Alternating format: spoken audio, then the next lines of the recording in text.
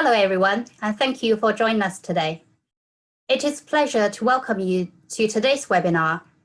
I'm Jenny Yu. I'm the Industry Practice Leader for Chemicals and Life Sciences at Marsh, UK and Ireland, and I will be hosting this webinar today. We have a great panel today. Caroline Rivet, Digital Security and Privacy Lead for Life Sciences at KPMG. Brian Warsoner, UK Cyber Growth Leader at Marsh. Jano Bermudez, Head of Cyber Risk Consulting at Marsh.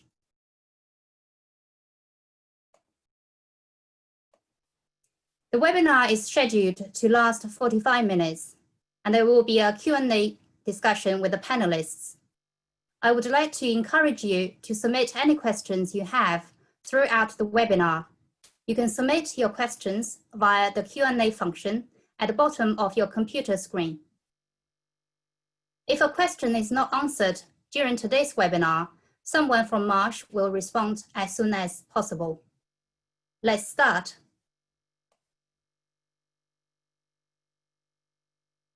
As it is well published, in June 2017, Merck reported that its computer systems were affected by the NotPetya ransomware attack. Their production was affected for over a year. According to a publication on the 13th of July 2020 by the insurer, Munich has joined Allianz and two other carriers in settling a legal dispute with Merck relating to losses from the attack that led to a claim for more than $1.3 billion on its property policy. In the last few months, we have also seen cyber attacks on healthcare and medical research organizations. It seems that the life science industry is specifically targeted. So why is that?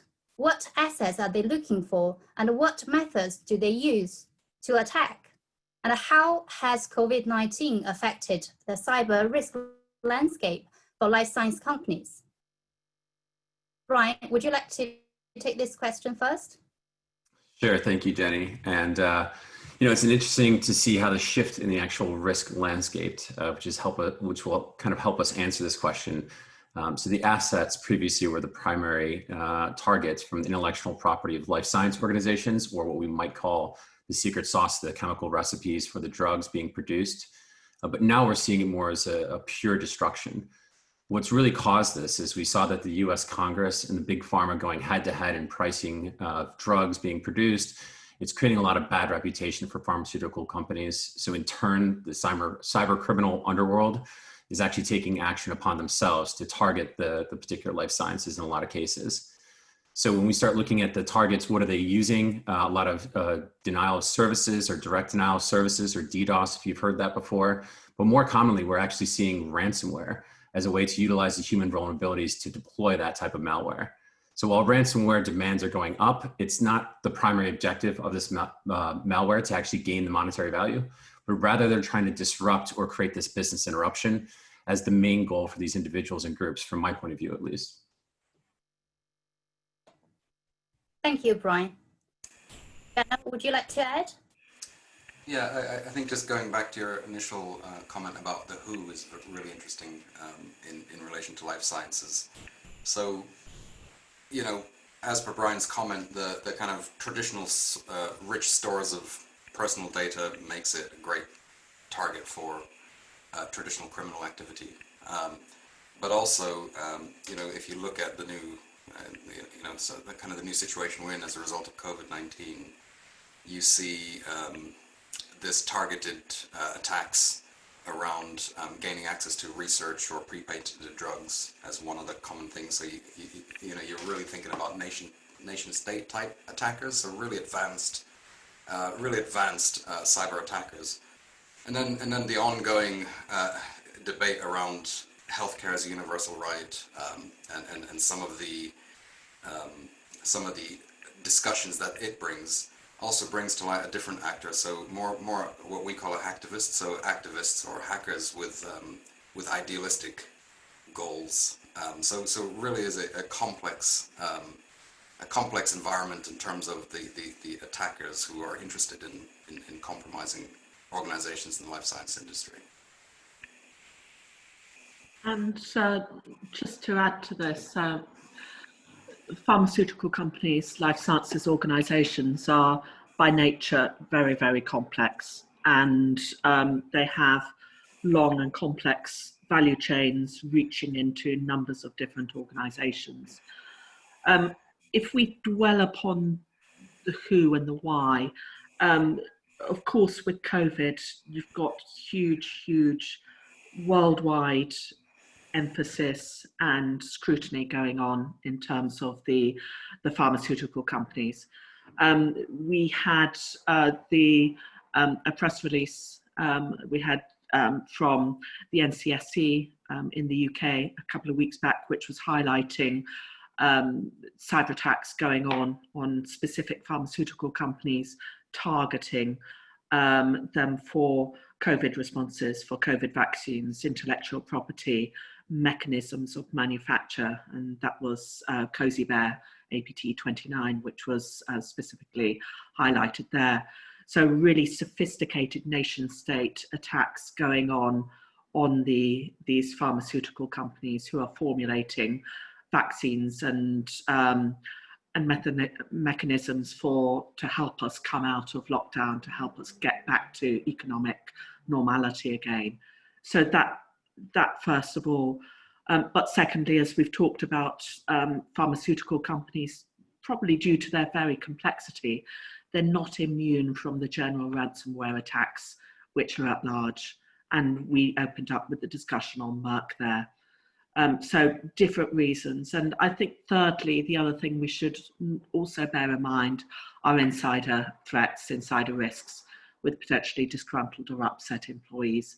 And we're seeing that is starting to come through and come to the attention of a number of pharmaceutical companies. So back to you, Jenny. Thank you. That's very insightful. So it seems that the life science industry is facing increased cyber risk. So how does it compare to other industries in terms of cyber security? And what are the key security gaps you have seen in the systems of life science companies? Jano, would you like to start? Sure. So I think, you know, as with any industry the size of the life sciences industry, it varies widely. You know, with the majors, with the major pharmaceutical companies and organizations in that space we're seeing significant investment in that space. So pretty much on par with the investment banks in the oil and gas industry, where you, over the last 10 or so years, you've seen significant investment and a significant step up in the ability to defend itself purely because of the number of attacks and the targeting of that industry. But that isn't universal. So for the other aspect, where, you know, for the smaller companies, they're still struggling. We're seeing a lot of real impact in the small and medium-sized companies with ransomware, as we kind of discussed, where organizations, you know, even from an existential and resilience point of view, being impacted. And then the other thing I'd like to mention in this space as well that is driving up the risk for life sciences is the high level of M&A activity. So that needs to be considered. So where organizations are changing hands, or where there's amalgamation of organizations in a specific industry, and some good examples are in the data and research side and the pharmacies side as well, where you're seeing kind of amalgamation of small independent pharmacies to larger conglomerates. There you're kind of, you know, you're basically, we see organizations taking on a level of what we refer to as technical debt, you know, not really understanding the state of the organization before it's bought and integrated, and then that integration can be much more significant than previously expected. So I think those are the 3 points I'd make. I'll pass back to you, Jenny, to see if any of our others have additional comments. If I could maybe just add some things here, building on which Jano said. Again, we come back to the fact that you've got a very, very complex value chain within life sciences. There are very few industries where you move all the way from research into development, manufacturing, and then into commercial. Very few industries which reach into as many third and fourth parties. So it's very complex. That's the first point. Second point I'd make is that the investment into security in life sciences has been comparatively late compared to other industries such as, for example, oil and gas. The third aspect is that because of this complexity and because you're dealing with manufacturing and so on, manufacturing systems have been built to last, which means that there could well be very old systems in there, very old security in there. Often in many life sciences companies, their security in manufacturing is probably not as good as other parts of their business, let me put it like that. And they are investing very, very heavily in their manufacturing system security, in their laboratory system security. And then fourthly, really key point, we are seeing a huge amount of change in life sciences and healthcare with digital, and that change is only going to increase. And there is a lot of value in genomic data, in location data, medical data, linking them all together so then you get a personalized medicine response for people. And we're introducing then digital into the equation, and there is going to be insecurity with how that is being set up. So very complex, lot of change, and lack of investment in the past. Yeah, I think just to step in once again, if I can, I think you raise a really interesting point, is the complexity of the entire industry. So at the one end of it, you've got this industry bleeding edge, you know, with commercial devices and healthcare devices like IoT and wearables being kind of developed, and the life cycle of those is rapidly changing, and therefore the vulnerabilities of those is rapidly changing. So new vulnerabilities coming in all the time, new exploits coming in all the time. And then the tail end of that, the manufacturing end of that, where, you know, this investment in the manufacturing infrastructure, R&D infrastructure is not trivial, and therefore it's designed for a much longer lifespan. So it's not the typical 3 to 5 years that you get with common IT, but more 10 to 15 to 20 years. And so at the tail end of that life cycle, you really are dealing with obsolescence as a key issue. So how do you deal with that obsolescence? You know, you don't have the luxury of securing it by design, so what can you do about that? So I think that kind of extreme on the one end to the other end is the challenge that life sciences has to deal with. Thank you, Jenna. So just to add to the complication, as we all know, there's one topic which is absolutely crucial to this industry, that is regulation, as there are various regulations, guidelines throughout a medical product's life cycle. So what are the key cyber regulations relevant to life science companies? Caroline, would you like to address this question, please? Yes, of course, I'll start. So again, this is very, very complex, and there are different parts of regulations relating through the life sciences value chain. But let's first of all start with the patient. And there you've got regulations. So the key one are the privacy regulations. You've got GDPR in the EU, and in the US, you've got CCPA. You've got new regulations coming in terms of South Africa. So there you've got privacy regulations about how you treat people's data and treating it with respect. And part of that will relate to security for privacy and how you look after that specific data. So you've got I suppose the privacy regulations.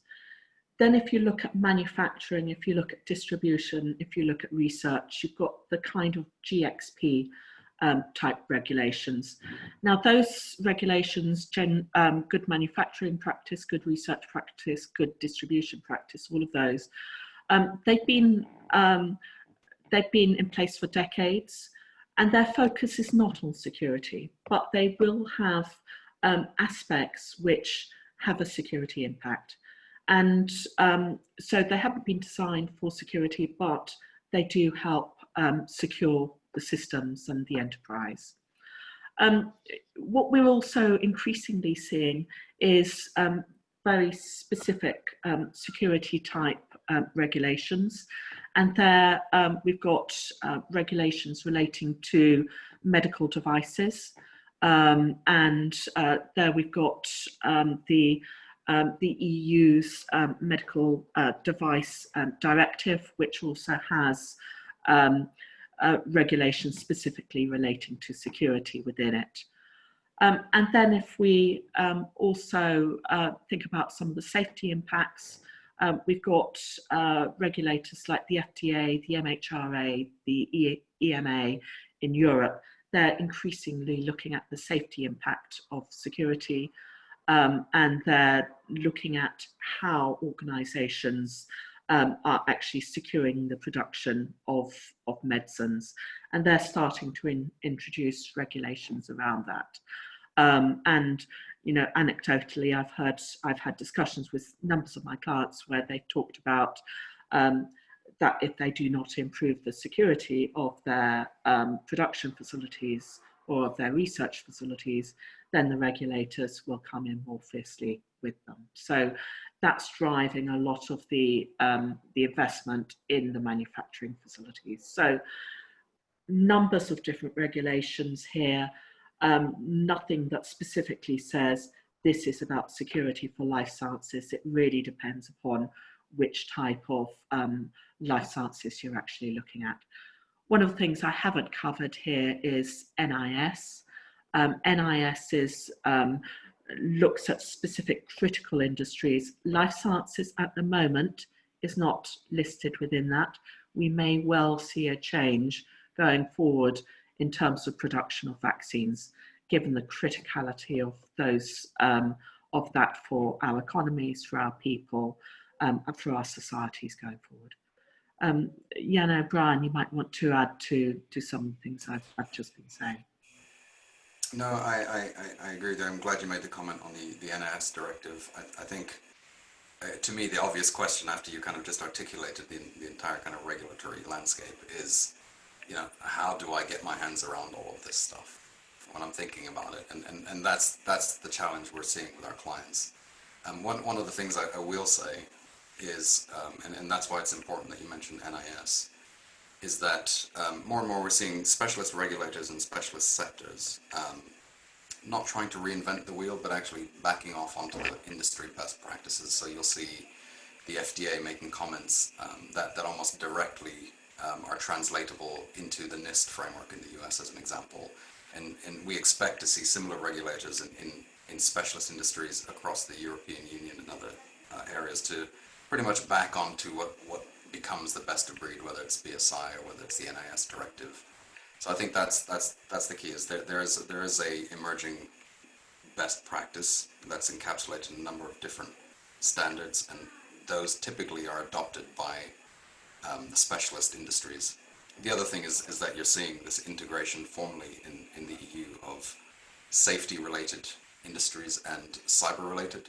So that there's a conjoining of that, which is great because you're not seeing disharmony. I think that the comment, the view that came to my head when you went through that, Caroline, was the disharmony of all of these.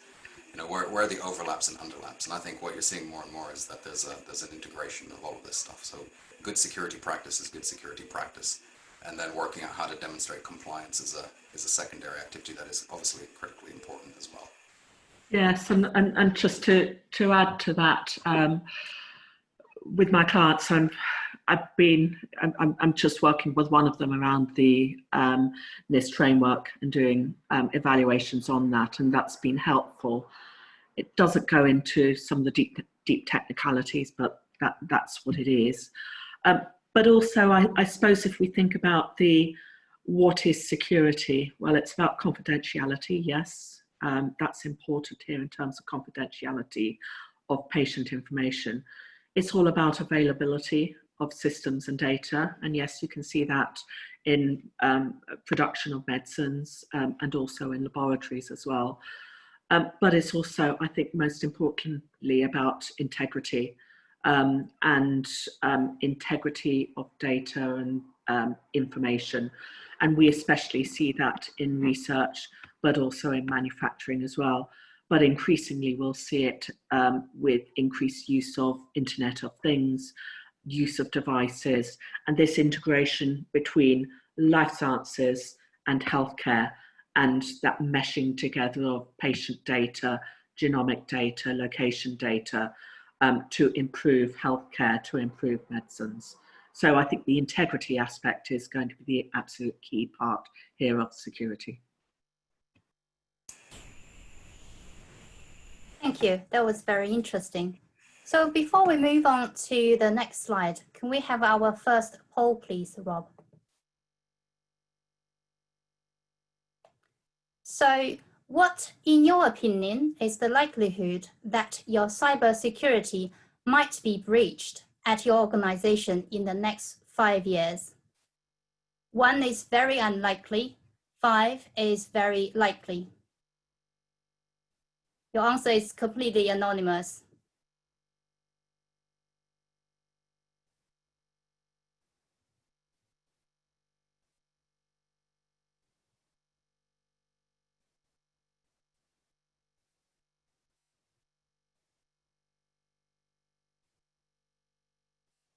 Right, we have our result here. We have 44% likely and 22% very likely. Very interesting, very interesting. This is actually close to a survey which was done by the UK government. It's updated in March 2020, so not including the period, this period, the lockdown period. So in that survey, it shows almost half of the business report having cybersecurity breaches or attacks in the previous 12 months. So I will not be surprised if the percentage will be close to 100% if the survey were to be conducted in 5 years' time with a reporting period of 5 years. So it just shows we still have a big gap between the perceived risk and the actual risk here. Thank you. Okay, let's move on to the next slide. We'll talk about risk mitigation. I think by now we have to acknowledge that cyber attack is not if, but when. Cyber risk cannot be eliminated, but it can be mitigated and managed. So what should a company do to mitigate the increased risk and measure their exposures? Jenna, would you like to start? Yeah, absolutely. So I think just going back to the poll, as you know, Jenny, I wanted to bring that down to 1 year, because I think most companies will experience some kind of a disruption, breach, or some kind of inadvertent attack, in the next 12 months is my view. The question I would have is whether they'd be able to detect it and really understand that it's happened. It could have been an insider, could be a very advanced attacker. But what do companies do about this? So what I thought I would do is start with just reading out what advice the FDA give, because I think it's a good statement, and it goes back to the comment I made about specialist industries really adopting the best practices that are already encapsulated in some advanced standards and approaches. But what they say is, so have a system for monitoring and detecting cybersecurity vulnerabilities and invest to stay current. So a lot of organizations we find, having spent quite a lot of time in industry, doing forensic investigations, often don't know that they've been attacked until several complicated attacks have taken place. So they're often reporting something 3, 4, 6 months, even several years after, in some occasions, the initial attacks have happened. So being able to detect it quickly is critical, and investing in that security to stay current, because attackers don't, they don't have one way of attacking. They continue to evolve because it's people behind it. So as Jenny said, you can't eradicate cyber risk. So use risk management to identify and understand the level of risk and vulnerability that you're exposed to continually reevaluate. And then this is one that's probably a little bit uncomfortable for an industry that's so competitive, is include external cybersecurity stakeholders in your security posture. So this is discussed as a kind of formally known as coordinated vulnerability disclosure. So one of the things that we saw in terms of borrowing from another industry, in the oil and gas industry, who again were very, very competitive, is that they realized that there was no value in not sharing information about cyber breaches and learnings. And so they created an inter-industry organization that would share in real time events that were happening, so that they could thwart industry targeted criminals. So to prevent attacks, knowing that if an attack was happening on one of our competitors, those attackers are likely to reuse that same technology on us and try to attack us. So that's a bit uncomfortable. And then lastly, mitigate risk proactively before they're exploited, so don't wait and sit on things. And then the hardest part is probably taking, considering security by design as you're developing products, and also considering the life cycle that you're going to have to manage those products through. So that's probably the most challenging piece. So if you, I know there's a diagram on this, if you go to this, so this is a little bit how we like to think about it, so to try to demystify what cyber is. I mean, from a Marsh perspective, we always start with the impacts on the right-hand side. So what are the worst things that could happen? And the reason we start there is because we're often involved in and managing claims.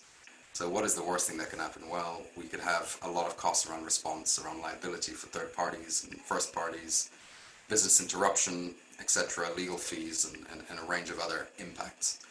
What we tried to do is take that all the way back to, where do they come from? So what are the sources of those? So, who are the actors? And we talked about nation states, we talked about criminals, and we talked about hacktivists. Each one of those actors has a very particular approach to attacking things, a very particular skill set and set of resources available to them, and they will approach attacks in different ways. So there's a very different attack type for a criminal who has a lot of resources at his disposal, and a hacktivist who may not have all of those resources, but actually might be highly motivated. So the way that things happen is very different. We then look at the life cycle of an attack, and that's what this diagram kind of tries to articulate. Is first there has to be an attacker, there has to be some kind of vulnerability which leads to a cause, there's an event, and contrary to a lot of discussions, the cyber response doesn't stop at the event. An event that doesn't necessarily mean it leads to a significant downstream impact. So how we respond to that event is critical in the in kind of the end result. Did we manage it carefully, and kind of did we quickly detect it, contain it, and eradicate that actor, or did they get into the system, manage to step into something highly vulnerable, kick off a ransomware, and suddenly we've had to pay massive ransoms, but we've had our systems disrupted for periods of time, significant periods of time. And so if you look at the bottom, prepare, prevent, detect, respond, recover, that is actually the NIST framework. So that is one of probably the leading frameworks for security. So the reason why I bring it up as an example is that in modern frameworks, we're overlaying controls that prevent or reduce the impact of a cyber event over the life cycle of how attackers attack. And the reason why this is important for life sciences in particular is the conversation that we had around obsolescence at the one end of the spectrum, and the bleeding edge of kind of IoT and all of the innovation that's happening at the other end of the spectrum. So to give you two converse examples, so for the IoT and the bleeding edge, you really are dealing with the preventative side of things. So embed in the design. So if you're adopt R&D around a product, really look at security characteristics and requirements around that product. Try to embed security by design. And that's at the other end of the spectrum of the manufacturing side of things, where you have an asset that is maybe 10 years into its 15 to 25 year life cycle, and a lot of the security controls that preventative controls are already predated, so you don't have the option of prevent. So what can you do? Well, what we are helping organizations to do is think about deploying advanced detection, so that if something does happen, that you can actually respond to it, you know that it's happening. You may not be able to prevent it, but you know that it's happening. If there is a business interruption event as a result of that, so a ransomware event, that you have tested your recovery. So you're able to recover within the requirements set. So that requirement might be GDPR, so that, data, the availability of data, critical healthcare data at the right time, at the right place. So even if you lost the system, the ability to recover that data would avoid a breach of the GDPR, or other contractual requirements that you might have with hospitals, etc., or critical industries.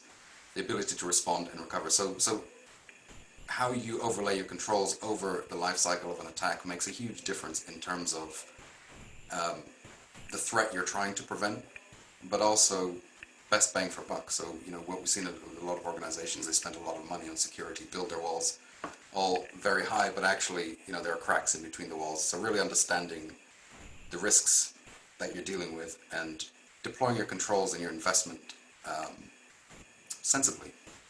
Understanding it. So you can't just simply think that, well, we'll do cyber essentials and we should be okay. You really need to think about your particular organizational exposure. Are you a bleeding edge organization, or are you at the tail end and you're protecting a manufacturing asset? And how you develop your strategy will vary widely. So I'll kind of pause there. There's a lot there, and I'm sure Caroline and Brian have bits that they want to wade in on. Yeah, I think just, on that, just from an insurance perspective, hitting on one particular key part of this is the question of understand your exposure. So answering that question is not always easy. So I try to simplify it, and Caroline alluded to this a little bit, the confidentiality, integrity, or availability, or what we call the CIA triad. A lot of organizations, we could break this down into data privacy or business interruption, the integrity being the one part of that doesn't get to as simplify as much as we can with the other two. But a lot of organizations in different industry sectors have one, maybe two of these three from the CIA triad. The life science organizations, and Caroline mentioned this too, is they dabble into all of these areas. So we're not talking about just the confidentiality from IP side of things, from the B2B side. We also have potential research depending on where the patient anonymized data is coming from and where that key lies. The last part, and is probably the biggest thing in my point of view, is the production side. It's where the income starts to come out because of the production after a phase 4, when we get through all the other parts that may be on the privacy side. So we can go into multiple different directions of where is data stored, how is it stored, how many places is it stored, when is it stored or removed. From the interruption side, we can look at the critical time that you need to be up and running when a product has been cleared to go into mass production. How much of the storage of that product you have in case you do go down. I know in some cases we've seen up to 60 days. And then also, how can you sustain a network interruption? What's the longest that you could be down, where we start getting into degradation of income from the actual degradation of the systems, or even getting into the non-critical systems? How long does it go?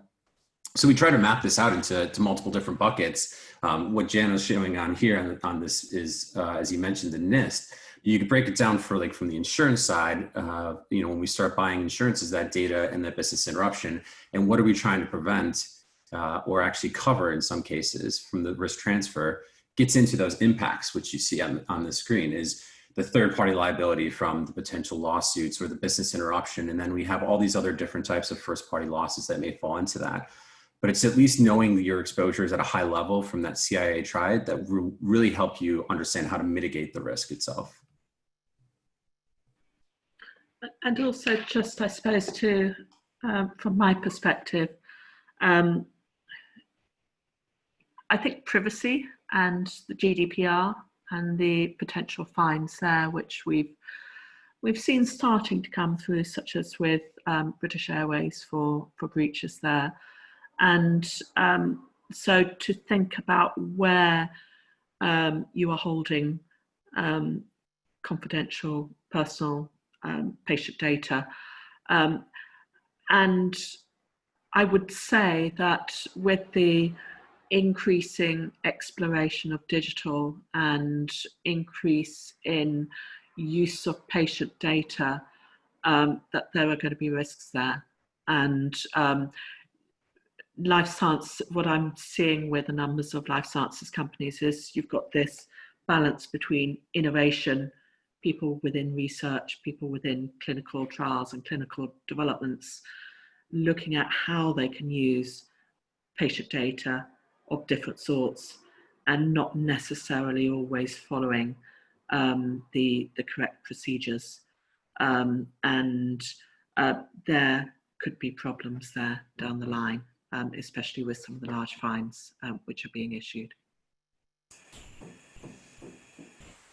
Thank you.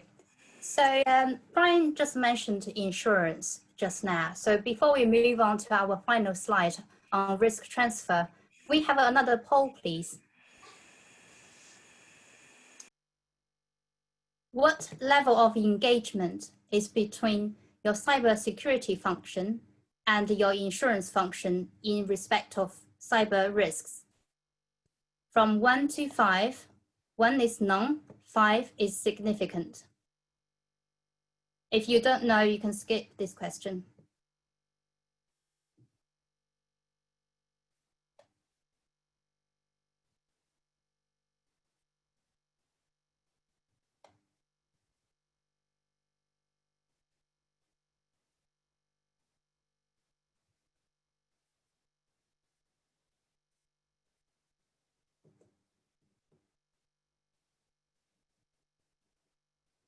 Okay, we have got the result.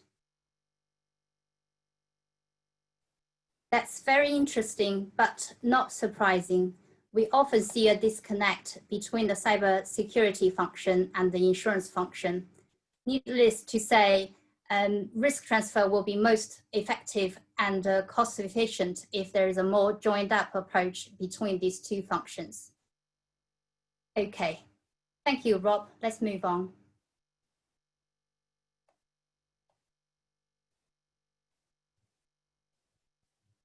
So we talked about risk mitigation, but for the residual risk after risk mitigation, insurance can be an effective and cost-efficient tool to transfer your risk. What is the view of the current market regarding capacity, cover, pricing, and limits for the life science organizations? Brian, would you like to take this one? Yeah, I feel like I might be the best one on this one to start off. But in terms of what the market's doing right now is really a direct correlation to what's going on in the economy. And this wouldn't be just in the cyberspace. I know many of you that are listening to this and watching this are getting impacted in multiple different lines. But what we've seen really is the economy affecting insurers from the top down. But when we start getting into cyber, we're seeing the claims from the ground up start to have an impact. So in some cases, certain industries are feeling it from both sides, but we're not into any kind of like true hard market. For life sciences, we're seeing actually more interest in life sciences because of the regulatory oversight, which causes a lot more security to be put in place. But we are seeing some significant claims that are changing that. From a capacity side, yeah, the marketplace is not, you may hear reductions in some carriers trying to offer less than 20 and they're going down to 10s, but overall, we're still seeing 500 million plus in capacity for single insureds being put out. So it's no change there. It's a shift again. From the improvements of the business interruption coverage side of things, that's where I think the most impactful it is for the life science industry sector. When we look at all the things we talked about earlier from Jano, Caroline, and myself, we talked about making sure that your operations can stay up and running. Jano has mentioned IoT several times. The Internet of Things is becoming more prevalent as we have to work from home as well. So when it starts going down due to a ransomware or a network interruption or a third party that you rely upon, that is something that is significant in terms of being covered underneath the policy. So that's something that's actually being put into place. We're not seeing any change or any degradation in the actual coverage being offered there. But taking it one step further and going outside the virtual world, we're seeing property damage actually being covered. This is generally an interest that has always been in the life science, from my experience in cyber insurance, is that we start looking at how our products are being actually transferred to and from, whether it be overseas or on the ground within a landmass. But when we have to look at the refrigeration or the different types of storage temperatures, how that's all controlled. Previously, it was in the container. Now we're starting to see it shift into a remote control computer that you can actually change the temperature from thousands of miles away down to actually tracking where that particular product is to update what the deliverable might be for your customers. So when we start looking at all of this being put together, yes, the claims are going up in frequency and severity, and it's creating some of the higher premiums, but I think the coverage that's coming out of it is much more important than when we start looking at the premiums that are being charged in that particular area. So understanding your controls and exposures, as we talked about in the previous page, has made such a huge difference in both the coverage, but also with the premiums, and becoming a little bit closer with your actual underwriters and the insurers. You know, the polling question talked about how close are you with your IT, but if you're looking at, or if anyone has an actual cyber insurance policy, you know, being closer to your insurers and being more transparent does help out in the overall like process of getting more capacity, more coverage, better price, and additional limits for different types of coverage that would be put in place.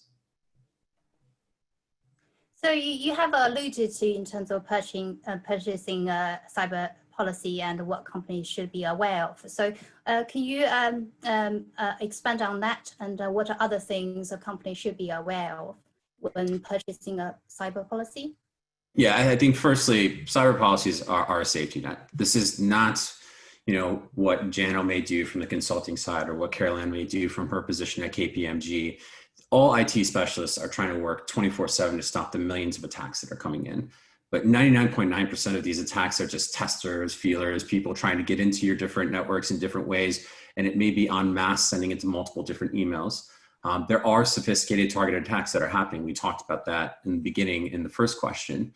But it's nearly impossible to stop every single attack, and something will get through. And that's where this comes into play from being a safety net side of things. The communication and the continual interaction with IT, I know we talked about this earlier, is increasingly important to understand that this is that safety net. We're not challenging the IT to say, you're not doing your job. If you have millions of attacks in some cases a day, how are you able to prevent all of that? You can't, but you have to prevent or protect your financial balance sheet. So that's where this comes into play. The second part, when you're starting to look at the actual policy, or even if you're going through a renewal side of things, is understand the exclusions, particularly in the life science industry sector. When you start going into what's covered, what's not, intellectual property, product liability, all these different things start to come into play. Yes, exclusions change as much as we expand coverage. And not to get into too much detail, but we all heard about the war exclusion in cyber, or most of us have. There are some changes that are coming down the road with the particular war exclusion through Lloyd's in this case. But if you have this constant conversation, or if you're not having this conversation with your broker, if you have a policy on an annual and sometimes biannual basis, you know, it's not going the right way. You need to have that conversation with exclusions. But then I think lastly too, just looking at how we want to pursue this coverage going forward, and I may get in trouble with my team in the UK on this, but push the limits. The one thing when you start looking at a policy is ask if we can cover this. There's no reason to stop you from saying, can we cover mad mal? Can we cover property damage? Can we cover intellectual property? Push the limits, see what you can do, but also understand some of these things may be new ideas to the cyber specific side of purchasing risk transfer. But I would say go to your broker and come up with all the things that you're concerned about. And it's the first conversation that all of our brokers should have with any of our clients is, what are your concerns? What is going to impact you the most? Getting to the exposure, talking to people like Jano and Caroline to understand those different exposures. And then the next question is, what can we do about it? So don't go for that off the shelf side of policy. It doesn't fit every organization or life science in particular because of all the different unique risks that you have in your industry. Thank you. Do you also have some cyber claims examples for the industry? Or just to share what worked, what didn't, and any learning? Yeah, I think just in the interest of time, I'll go into just the one claim that we had, if we can bring that up, is this is an example of a ransomware that happened a couple of years ago, and you can see that from the dates, but it really gives you an idea of where all these costs could impact your organization. And this is a life science from 2018, a US headquartered life science, but for the protection of their confidentiality, we're not going to name the particular industry or the particular organization. But when you look at what the actual losses are coming from, net income loss, we talked about that, but also the hardware side. Now, when we start getting into property damage, we talked about it. There's this middle ground where replacing servers or replacing PCs is becoming a thing. If we know about the large shipping company that had to replace all of their computers, which was over 400,000 computers having to be replaced. That is a significant cost, and you could see that on here. And then the last bit is more the personnel related extra expenses. And this is one interesting case, not to get too much back into the insurance side, but from the claim side, that overtime in a US policy was actually not covered. In London, that is actually covered. So in this year, they actually transferred their policy over, and that is an additional coverage they would get to cover that 6.3 million loss in increased work or overtime as it's listed here. You could see that there's these different costs that add up to a significant amount when it comes down to that 31.2 million loss in their case. I know that this is an ongoing particular investigation in terms of qualifying some of the costs, but they already have 10 million of that covered. Thank you. So that concludes our panel discussion today. Can we have our final poll, please? What topics would you like to see in our future webinars? Please select all that apply. If there are any other topics you are interested but not in the list, please submit via the Q&A function at the bottom of your computer screen.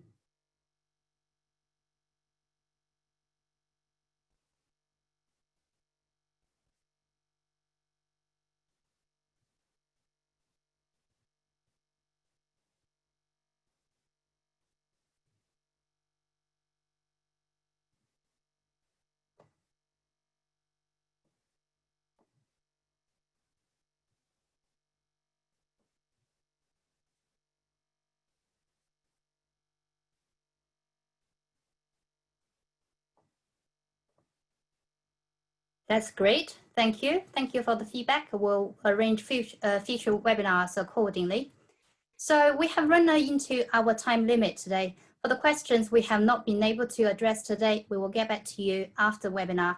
Thank you for joining us today. It has been our pleasure to host you. A big thanks goes to our panelists as well. We'll be sending out a copy of today's presentation to all those that registered and attended. Please do not hesitate to reach out to your Marsh representative for any questions you may have.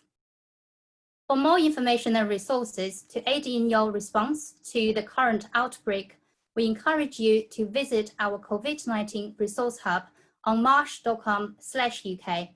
Here you will find our current thought leadership offerings, solutions, and advice. Thank you again, take care, and stay safe.